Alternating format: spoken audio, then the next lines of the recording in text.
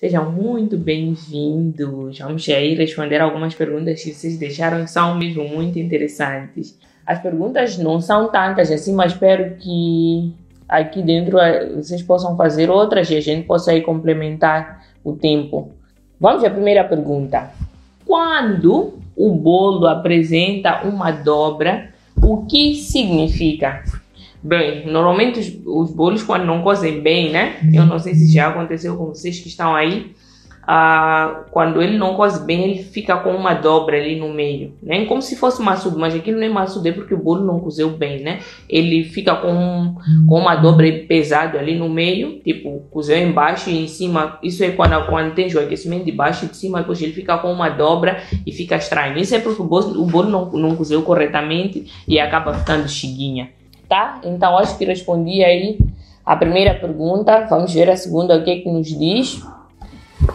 Então, a segunda pergunta está nos a dizer o quê? Como saber se o bolo de chocolate está pronto para sair do forno? Assim, para bolos saírem do forno, qualquer bolo que nós fazemos, ele tem a mesma característica para saber se saiu do forno, né? Primeiro ele apresenta um cheiro, tipo, a cozinha ou a casa toda fica aí com um cheiro muito especial de bolo. Esse é o primeiro sinal. Depois, a segunda forma de saber é ver, né? Tipo, qual é a cor, qual é a textura do bolo. Abres o forno, tocas um pouco o bolo. Se você tocar e ficar com a marca do dedo, tipo, afundar e não voltar, é porque esse bolo ainda não está cozido.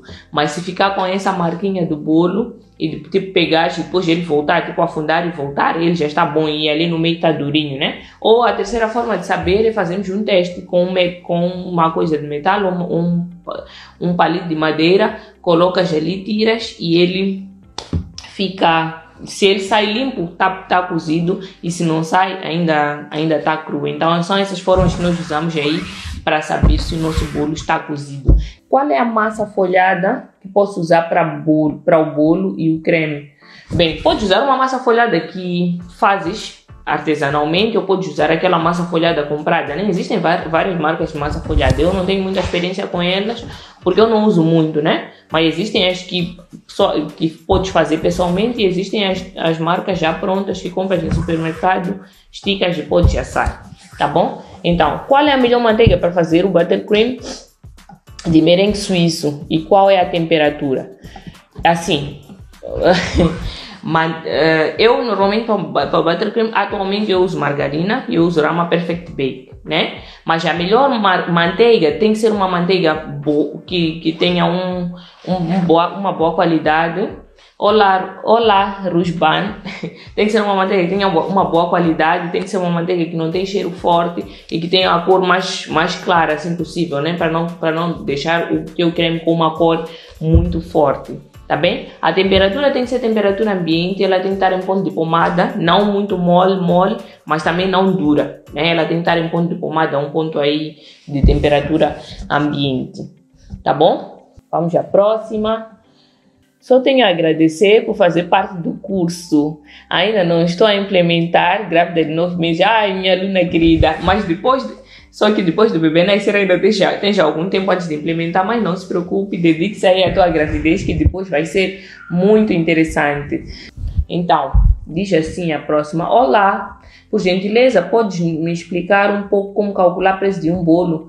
Para calcular o preço de um bolo existem várias coisas que estão aí envolvidas, né? Tem várias coisas que estão em jogo.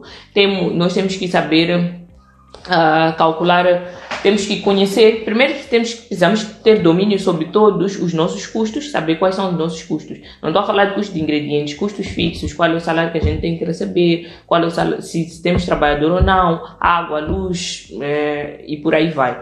Depois temos que ter domínio também dos custos do bolo, saber qual é o custo dos ingredientes, não o custo de material que compras, tipo 1 kg de farinha, 1 kg de açúcar, mas o custo do ingrediente, da quantidade do ingrediente que vai entrar propriamente naquele bolo. Depois também precisas de ter outros fatores como o custo da mão de obra e saber a percentagem de lucro que queres ganhar. Então, para calcular o preço, tens esses elementos todos que depois você junta e faz aí o cálculo. Mas eu tenho uma outra aula, um live que eu fiz só de cálculo de preço e lá está bem claro. Se você for lá assistir, vai poder perceber bem aí como é que é feito esse cálculo. tá bom? Como usar emulsificante para coberturas? Primeiro tem que dizer que emulsificante, o que é emulsificante? Né? Emulsificante é um produto, né, industrializado. Ele serve para dar emulsão, ajuda a incorporar ar e a juntar os ingredientes para que a tua receita fique mais areada e mais cremosa, né? Então, como usar isso nas coberturas? Usa-se nas coberturas para fazer com que elas não baixem, que elas fiquem firmes por mais tempo possível, né? Então, como usar?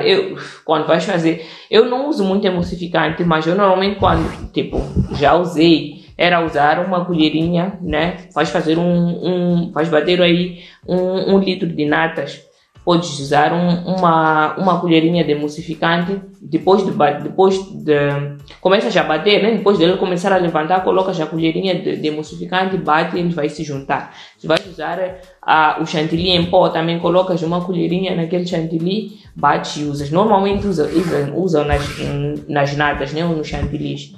Então, é assim como usam, mas eu como não trabalho muito com chantilly, não trabalho muito com nada, essa é uma visão bem superficial que eu tenho, porque já trabalhei sim, muito com chantilly, mas não, com emulsificante, provavelmente dito, nas coberturas não. É um conhecimento que eu tenho, mas não muito prático, tá bom? Professora, neste calor, qual é o creme? Qual é o creme aconselhável a fazer? Assim, todos os dias me fazem essa pergunta, tipo todos os dias, né? Mas eu tenho que dizer que o buttercream, infelizmente, o buttercream como o chantilly são cremes bem sensíveis ao calor, porque é calor, né?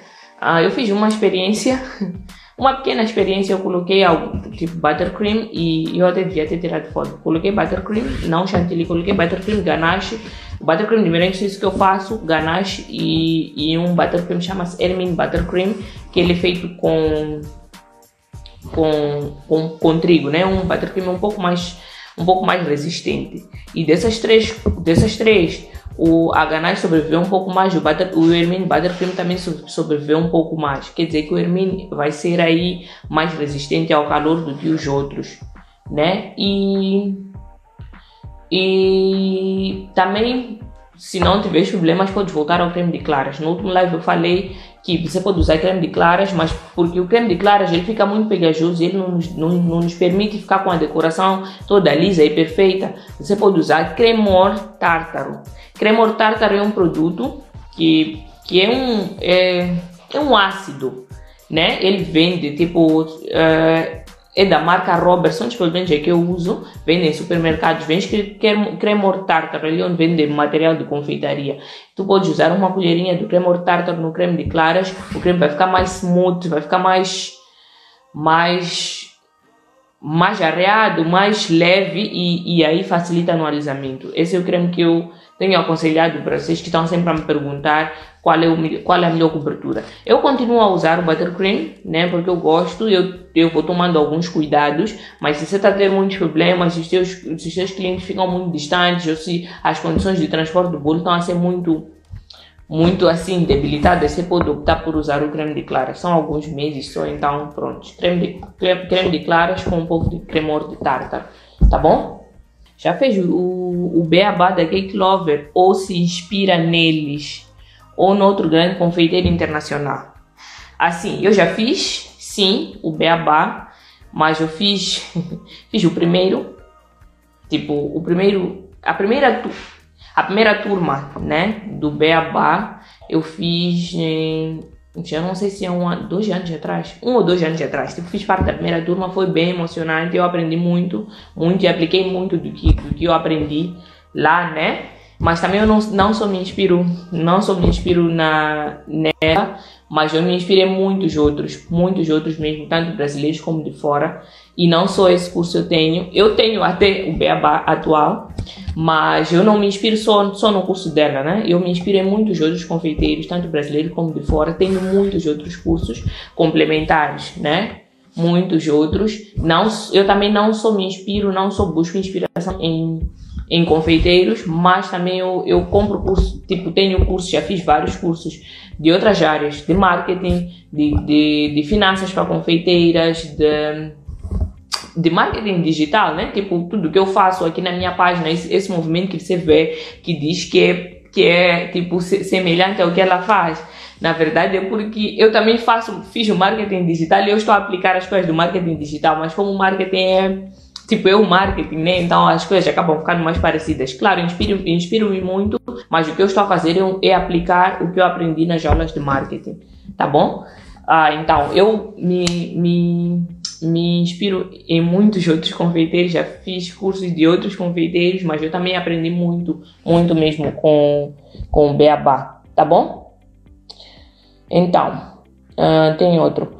Curiosidade só pelos conteúdos, me parece que se inspira na Cake Lover. Fez o Beabá lá? Sim, fiz.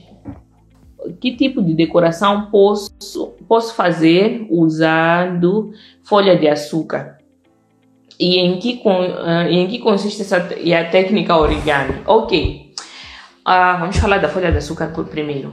Folha de açúcar é uma técnica de decoração, né? É uma folha feita com o próprio cristal de açúcar, né? É uma coisa que fazemos artesanalmente, fazemos em casa mesmo, esticamos, deixamos secar e depois cobrimos o bolo com essa folha.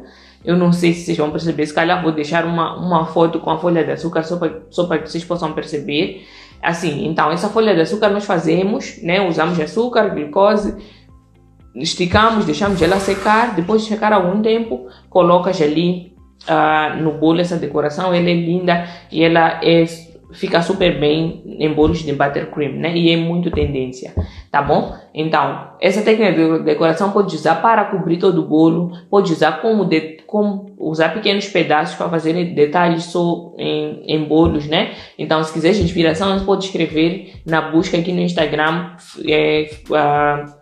sugar sheet ou folha de açúcar mesmo, vão aparecer vários bolos de folha de açúcar, aí podes te inspirar. Então, o origami é uma decoração também que é muito tendência. Ela é feita, eu não sei se você sabe o que é origami. O origami são aqueles trabalhos com papéis, né, que as pessoas fazem dobras, por exemplo, leque de papel.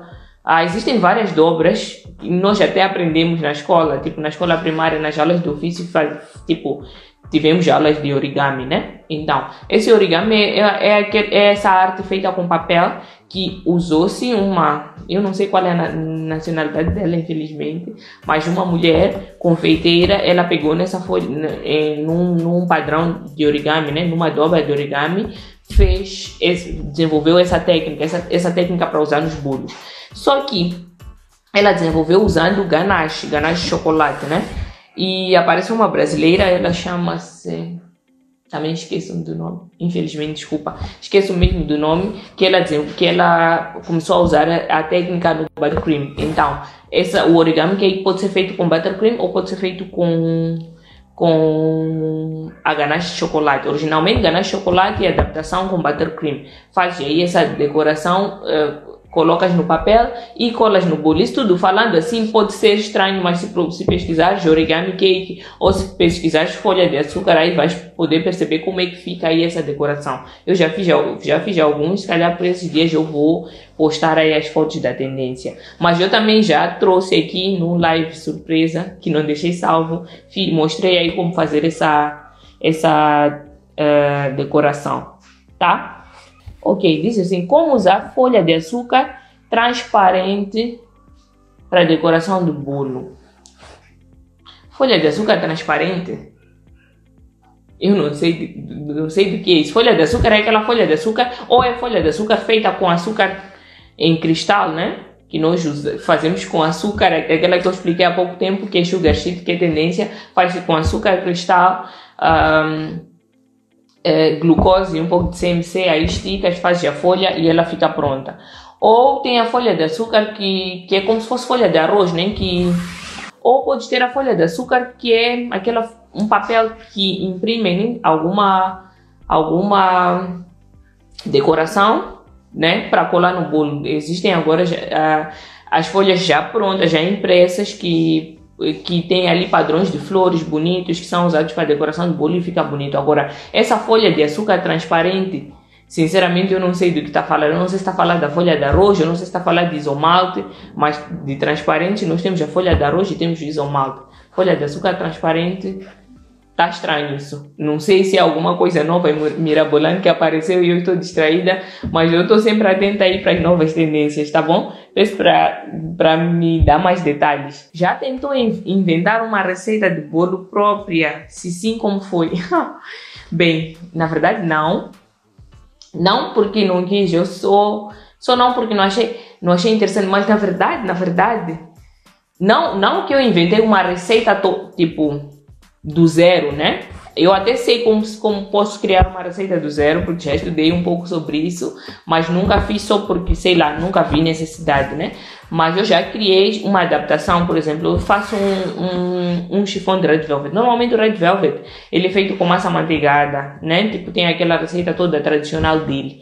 Então, eu gosto muito do Red Velvet e aí eu achei que eu podia fazer, como eu normalmente faço muito chiffon, eu achei que eu podia fazer o Red Velvet, uma adaptação, né, do Red Velvet para o chiffon. Essa foi, tipo, uma receita que eu, sei lá, adaptei. Eu não sei se alguém antes já tinha feito essa adaptação, ok, tudo bem, mas é uma coisa que eu achei que eu tinha que fazer, resolvi fazer e fiz, né? Agora, uma receita do zero, desenvolver uma receita do zero, nunca fiz, mas eu sei como fazer, eu tenho as ferramentas, sei o que é preciso para que um bolo seja bolo, né? O que eu posso pôr, quais são as quantidades, como desenvolver a receita, eu sei, mas ainda não desenvolvi. O que eu vou fazendo são adaptações, eu tenho uma receita, eu com o tempo vou fazendo adaptações, vou vendo, faço testes, aumento isso, diminuo isso e vão saindo aí os testes. Tem vezes que dá certo, tem muitas vezes que dá errado. É bom até dar errado para você saber o que pode e o que não pode, né? Mas enfim, maior parte das vezes dá certo. Mas então é isso. Receita do zero não, mas adaptações sim. Quase todos os dias faço adaptações de receitas. Às vezes eu, por exemplo, acabo conhecendo muitas receitas fora, eu faço muitos cursos fora, né? Muitas vezes não consigo adaptar 100%, porque a especificação dos ingredientes, todas as coisas, tipo, o tipo de ingredientes, o tipo de produtos que nós usamos cá, às vezes são diferentes, têm especificações diferentes de receitas que vêm de fora. Então, quase sempre eu preciso fazer adaptações a receitas que eu acabo tendo em cursos que eu faço fora, tá bom? Sempre muda uma coisa e outra, tem alguma adaptação pequena ou grande que tem que se fazer para a receita dar certo. Preciso sempre fazer essa adaptação, mas enfim, nunca havia necessidade de reproduzir ou criar uma receita, mas eu tenho ferramentas, eu tenho bases para poder criar uma receita do zero, tá bom? Sim, nunca ouvi falar porque realmente é uma coisa mirabolante que eu inventei na minha cabeça, que achei que eu gosto de Red Velvet, aí criei essa variação para o chiffon de Red Velvet e ele dá muito certo e pelo menos meus clientes têm gostado. Então, é isso. Como se usar isomalte para fazer aquele cristal para usar no bolo. Para usar o isomalte e usar no bolo é basicamente derreter o isomalte. Tem que derreter até uma certa temperatura de 160 graus se tens termômetro. Se não tens, é só olhar ali, ver o que ele está derretido e tomar o cuidado dele não queimar. Depois precisas de um tapete de silicone. Colocas o isomalte dentro do tapete de silicone. Dentro não, né? Tipo por cima do tapete de silicone. Precisas de alguma coisa para fazer esse isomalte escorrer, né? Então, colocas um copo virado para baixo, levanta o tapete, põe por cima do copo, aquele isomalte vai todo escorrer e vai ficar com cara daquela escultura. Aí precisas de prender com algumas molas ou colocar uns copos e por aí vai. Mas é uma coisa bem simples de fazer, tá bom? Eu faço creme com leite condensado. Mas qual achas melhor para pintar um bolo perfeito? Creme com leite condensado é ótimo, muito saboroso, mas ele de estrutura não tem a mínima estrutura mesmo. Ele ele derrete com muita facilidade. É bom, mas derrete com muita facilidade mesmo, não resiste muito ao calor. Vai ser aí como um buttercream normal, porque é um creme de manteiga com leite condensado, né? Alisas ele muito bem, ele fica muito bem lisinho e bonito, só que não vai ser muito resistente. Minha filha tá querendo entrar na live. Diz olá, tia. Diz olá. Tá suja, filha. Diz olá. Olá. Tchau. Então estava a dizer que esse creme de leite condensado ele não é muito resistente mesmo, é dos menos resistentes que existe, mas ele é muito saboroso, eu gosto muito dele. Creme de chocolate, incrível, tá? Quais são os melhores suportes para bolo de andar? Assim, bolo de andar você precisa ter suportes bem firmes, né? Eu normalmente, não vi essa pergunta antes, não teria buscado. Eu normalmente uso uns canos deixa eu ver, palhinhas de balão. Existem palhinhas de balão de vários tamanhos. Existem umas mais fininhas, existem uns mais grossos e uns mais fininhos. Tá? Todos eles servem, mas eu prefiro usar os mais grossinhos, porque eles parecem aqueles canos de PVC finos, né? Eles têm uma boa estrutura. Pode usar palitos de churrasco, aqueles palitos de madeira. Só que tens que escolher palitos que sejam grossos, para que também possam aí sustentar o peso do bolo de cima, né? Mas basicamente palitos de churrasco ou palhinhas de balão mais grossinhas, aquelas plásticas, né? Elas servem de suportes perfeitos para bolos de andares, tá? Qual é o segredo para o bolo amanteigado perfeito? Assim, bolo amanteigado tem vários segredos. As coisas que fazem o bolo amanteigado não sair bem, os fatores. Primeiro fator é fazerem medidas não certas, né? Quando o bolo amanteigado ele não pode ser muito líquido e ele não pode ter muitos líquidos. Quando a massa está líquida, ela normalmente não sai bem, né? Ela precisa ter aí ela precisa estar em ponto de sorvete, estar aí numa consistência assim considerável, né? Ter uma boa consistência. Outra coisa que faz o bolo amanteigado não sair bem é excesso de royal ou pouco royal. Excesso de royal é o ó, né? E pouco royal também ele acaba não desenvolvendo muito bem. E outra coisa, outro dos maiores problemas é a potência. Assim, eu falo de potência de forno. A massa amanteigada não é muito chata, mas se tu tens um forno que não tem potência suficiente para distribuir o calor e fazer ela cozer bem, esse bolo não vai cozer bem, né? É dos maiores problemas da massa manteigadeira. Ela coze dos lados porque ela é uma massa muito densa, né? Ela é uma massa muito densa, ela exige muito calor, ela exige potência a mais do forno, né? Então, precisa de ligar o forno. O forno precisa ser capaz de distribuir bem o calor. Ela até coze melhor em fornos que tenha ventoinha, né? Que faz uma boa distribuição do calor. Porque o calor o ideal é o calor vir de baixo, né? Cozer um pouco embaixo e depois a meio... como eu falo isso? A meio cozimento, né? Se o bolo coze em 45 minutos, a metade do tempo, ligar a resistência de cima para ter o calor de baixo e de cima para o bolo poder assar bem, né? Se não tens isso, ele vai afundar no meio, vai ter só o calor tipo de baixo nas laterais e depois ali no meio ele afunda. Afunda porque o calor não chegou, não foi suficiente para cozer no meio. Aí o que você pode fazer para melhorar? Pode assar o bolo com um metal no meio para que ele não afunde. Podes arranjar uma bailarina de flores, colocar no meio da forma também para ajudar esse bolo a cozer no meio.